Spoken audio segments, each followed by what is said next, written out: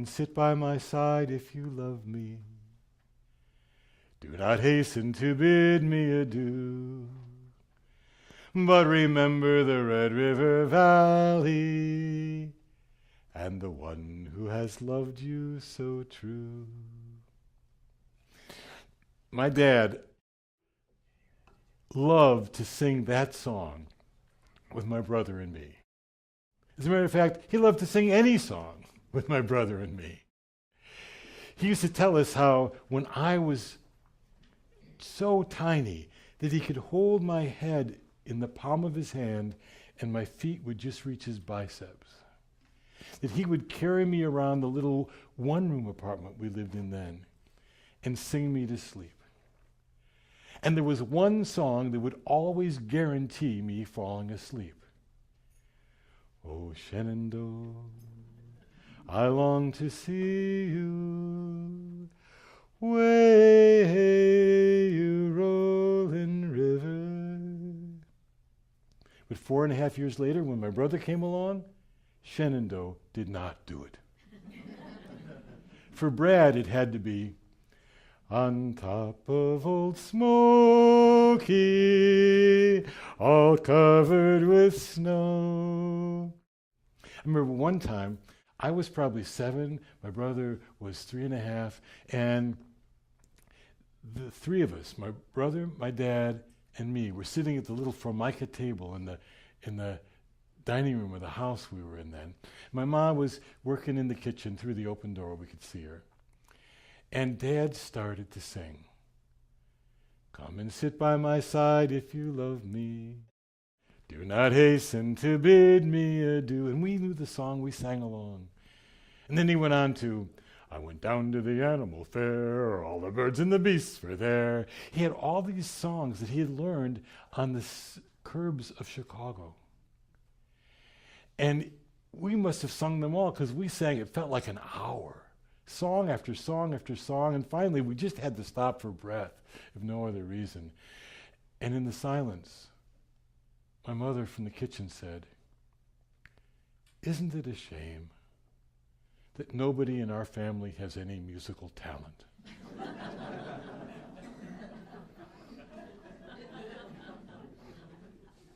My brother and I held our breath. Were they going to have one of their fights? We looked at Dad. He didn't look angry. He had a little half smile on his face. His eyes were sparkling. He just launched into another song. I am a bum, a jolly old bum, and I live like a royal Turk. My brother and I looked at each other and we joined in. I have good luck and I bum all my chuck, and the heck with the man that works.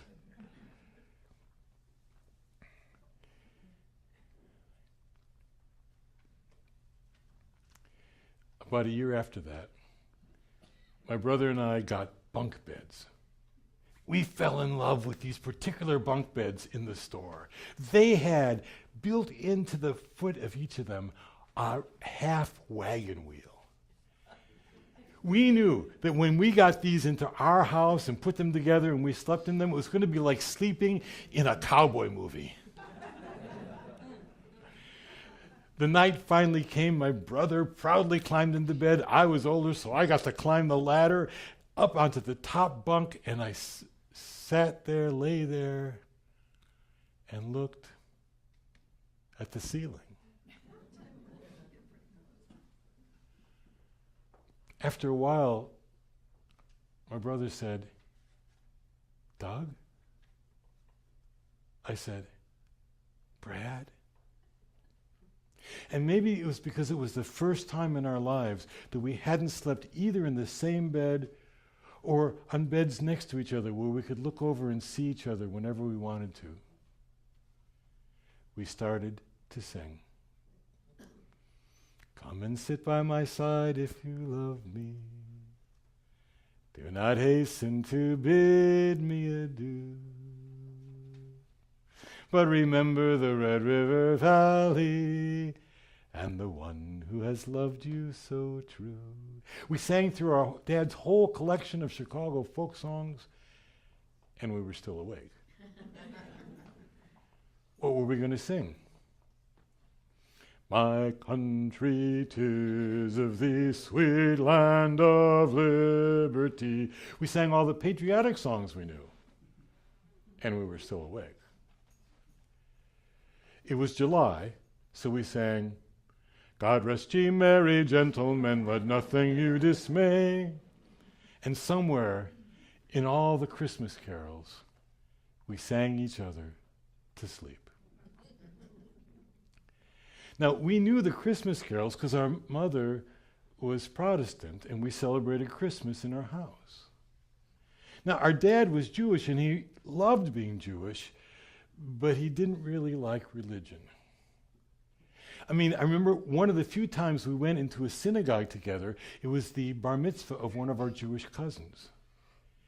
And my dad was real happy while people were talking and eating, and then someone began to pray in Hebrew. And I heard him whisper into my mother's ear, I'm allergic to the Hebrew part. I'm going out for a smoke. And he left the room. So we didn't celebrate any Jewish holidays. It felt like we weren't really Jewish. And we didn't know any Jewish songs. When I was old enough to be a Cub Scout, I told my dad, and he called the school to see how we could join the Cub Scout pack, how I could join the Cub Scout pack. And they said, I'm sorry, we don't have a pack.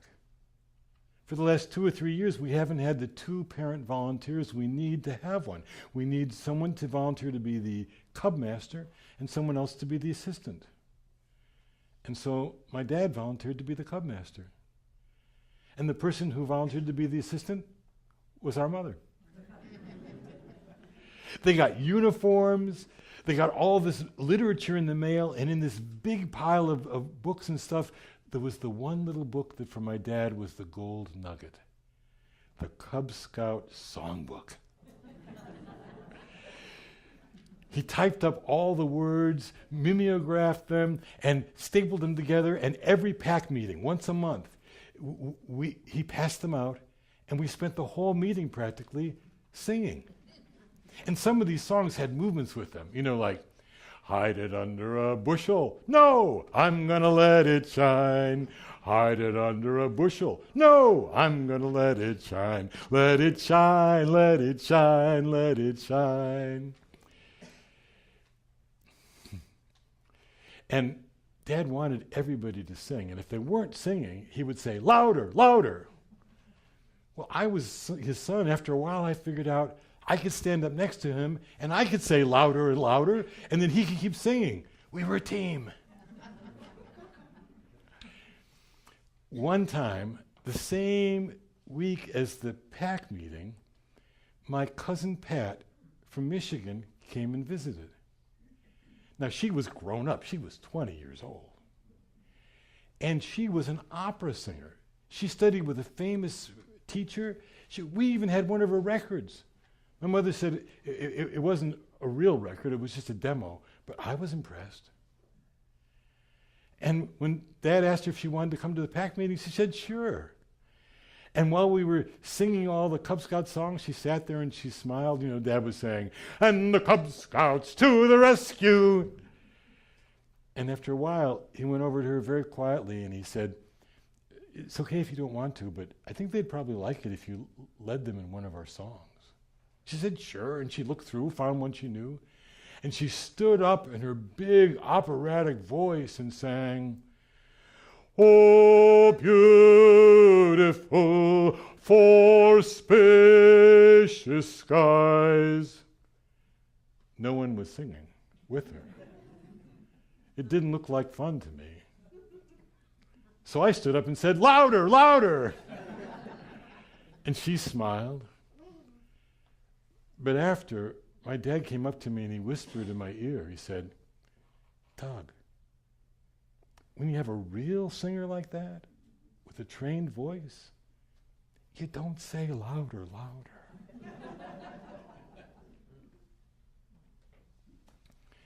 And I thought, Dad, I knew that Ma didn't think we could sing. but you too. Why isn't having fun real singing? When I was in 5th grade, sitting in math class doing the math assignment one day, the door opened. It was the school music teacher. She said, I have an announcement. I need 3 5th grade boys to be the 3 wise men in the Christmas play. Didn't sound like fun to me. And sing. I raised my hand. And she picked me. And so the 3 boys she picked, we got to go to follow her through the school to the little hallway by the gym where she had that little upright piano leaning against the wall. And she plunked out, "We 3 kings of Orient are," and one by a time we had to sing along with just the piano. After each of us had had our turn to sing solo, she said to the other 2, "You can stay. Doug, would you go back to your classroom? And please tell your teacher to send me somebody who can sing." It was a long way back to the classroom. And when I got there, the teacher looked surprised to see me. I didn't say anything until I got right up close, and I said, "She says you have to send her somebody who can sing." The teacher said, "Okay." She looked around, she said, "Oh, Billy Christensen, you had your hand up. You go." I said, "Are you sure that Billy can afford to miss the math?" She said, "Oh, at math, Billy's terrific." So I had to sit down and pretend to concentrate on my math homework. When I was in 7th grade, the junior high started a new thing, a boys' choir. They came around to all the 7th grade rooms and said, "Come on, everybody's going to sing, it's going to be fun." So I tried out. They listened to me sing. They said, "Maybe next year, Doug." Next year in 8th grade, I could barely bring myself to try. And they said, "Maybe in high school." High school was hard. All my friends suddenly were spending all their weekends and even some of their weekdays at their different religious groups, their teen groups, and for the first time, it seemed that I wasn't Jewish enough for the Jews. I wasn't Christian enough for the Christians. I didn't have the nerve to try out for anything in high school that had to do with singing. When I went to college, I went to a college that only had a teeny music department. All they had was a marching band and a glee club. And every day of freshman orientation, they came around and said, "Everybody sings in the glee club, come on." So I went and tried out. He listened to me and he said, "I don't need great voices in the glee club, but I do need people who can sing in tune." Well, after college, I got a job working with young children.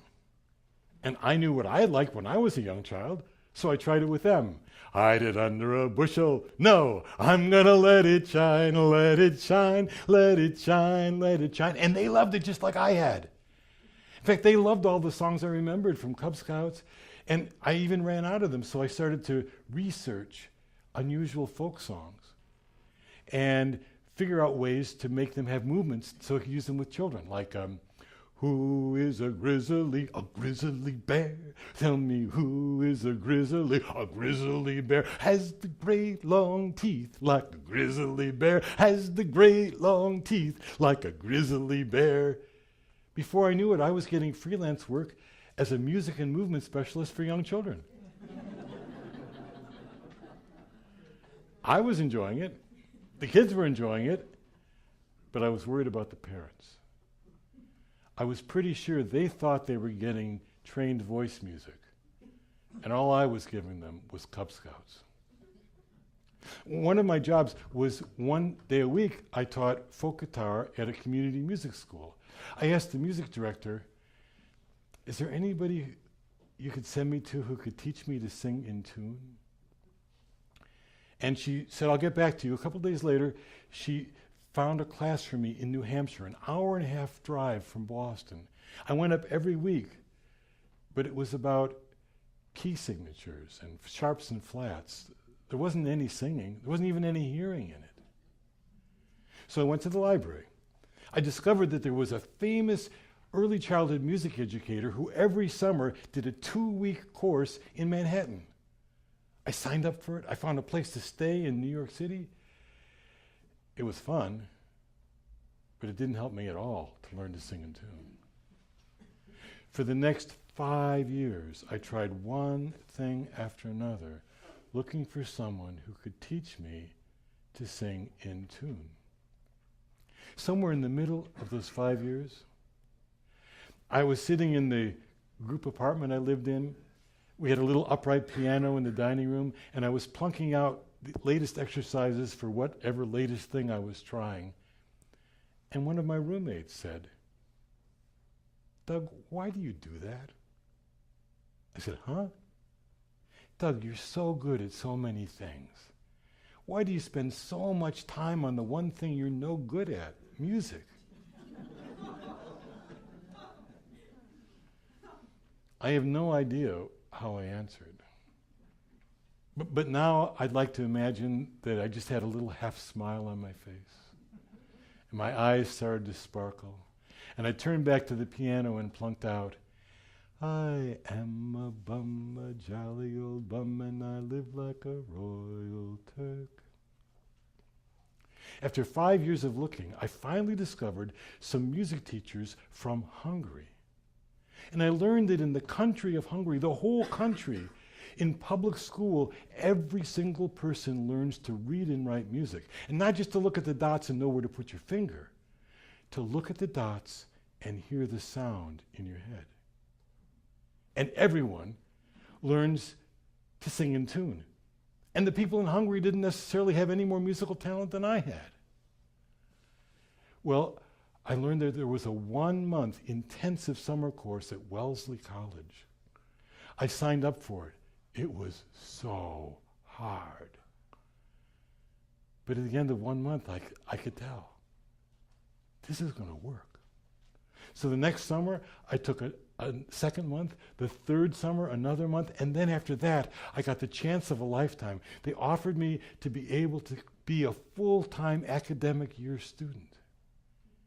And after that, I could sing in tune pretty well. The next fall, I was giving one of my music and movement concerts for young children, and afterwards, one of the parents came up to me. She said, I know everybody must say this to you, but you have a wonderful singing voice." No one had said that to me in my entire life. I was so overcome with her saying it, I hardly noticed that she was still talking. She said, I envy people like you." "Like me?" "Yeah, people who were just born knowing how to sing in tune." "We 3 kings of Orient are, following yonder star."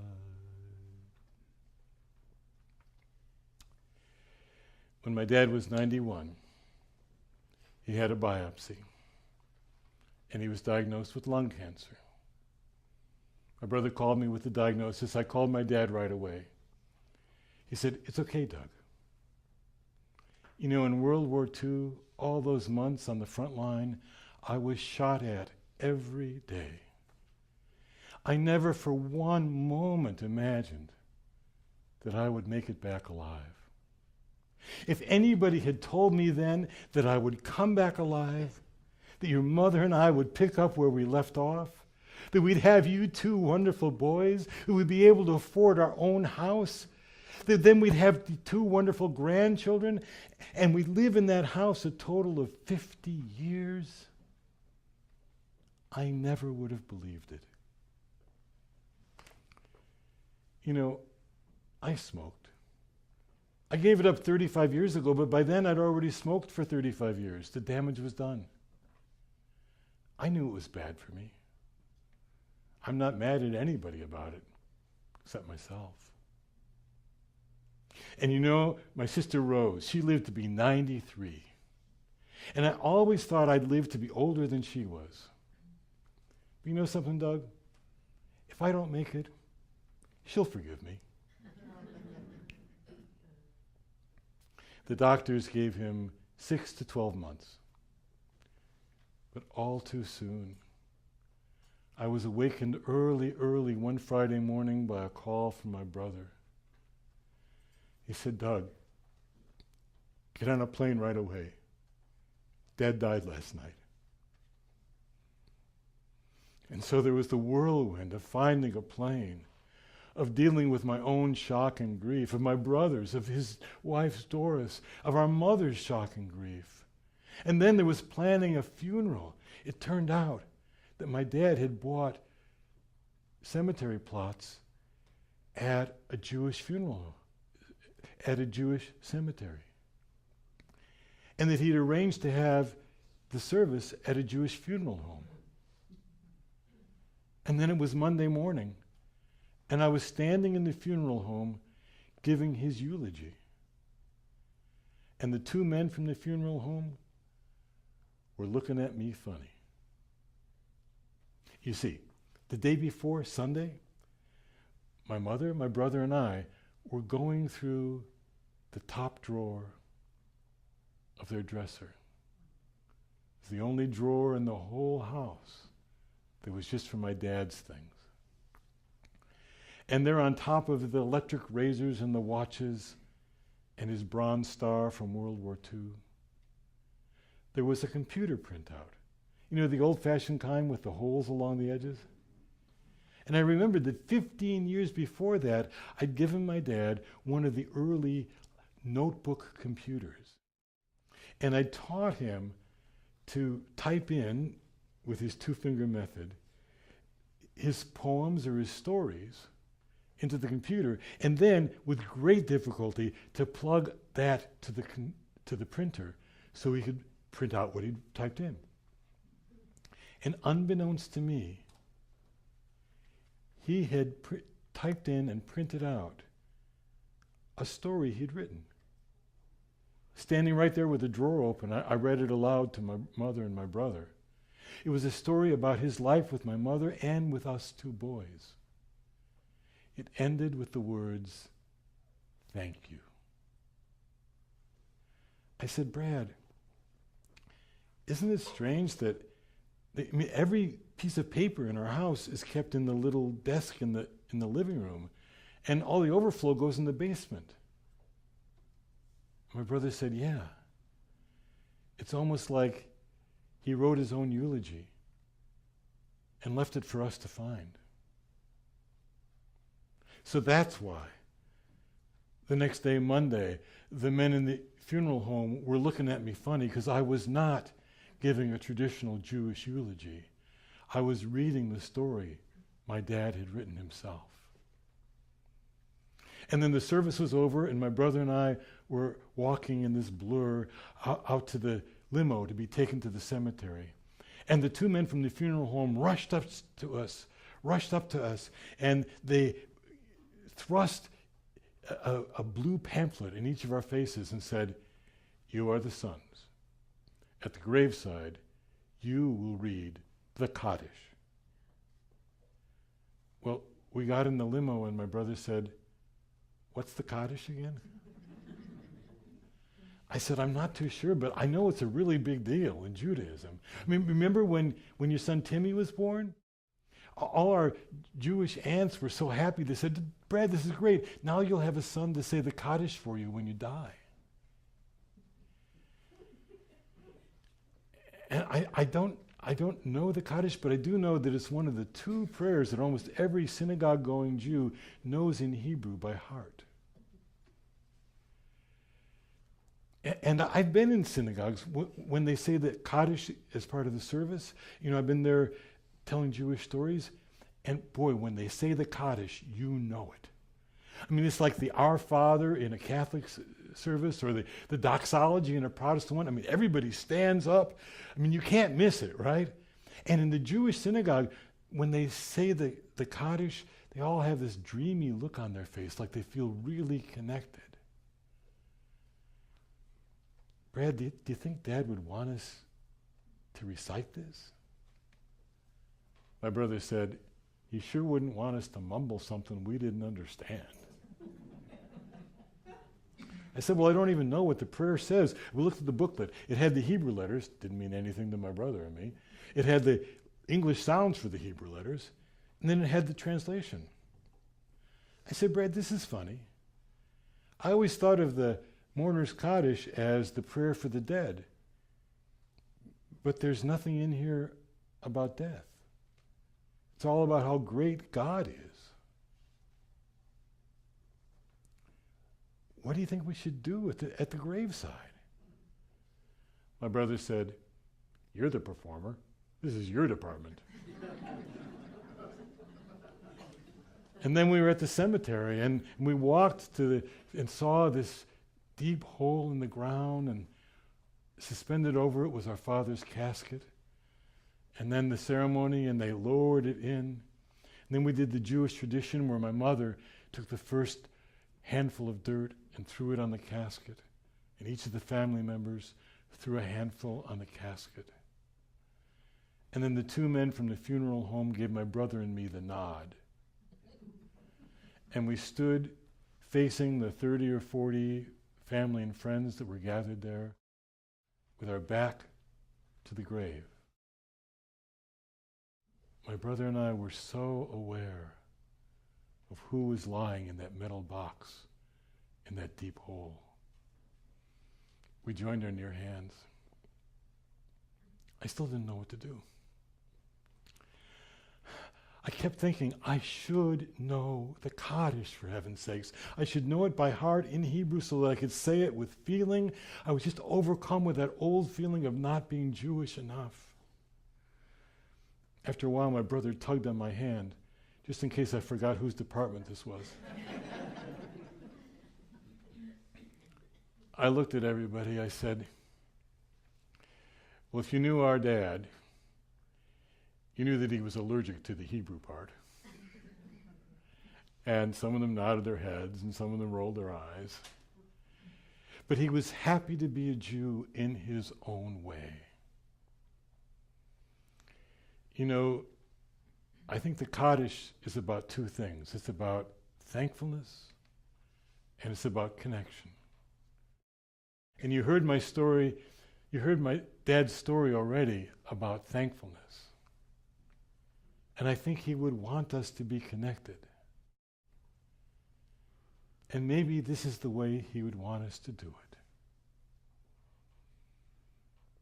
Come and sit by my side if you love me. Do not hasten to bid me adieu. But remember the Red River Valley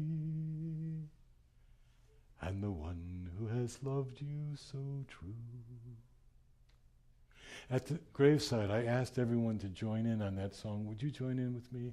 Come and sit by my side if you love me. Do not hasten to bid me adieu. Ready? Come and sit by my side if you love me. Do not hasten to bid me adieu. But remember the Red River Valley. But remember the Red River Valley and the one who has loved you so true. And then, just my brother and me, just our two voices, for the first time, for the only time, we sang our Father to sleep. From this valley they say you are going. We will miss your bright eyes and sweet smile. For they say you are taking the sunshine that has brightened our pathway a while.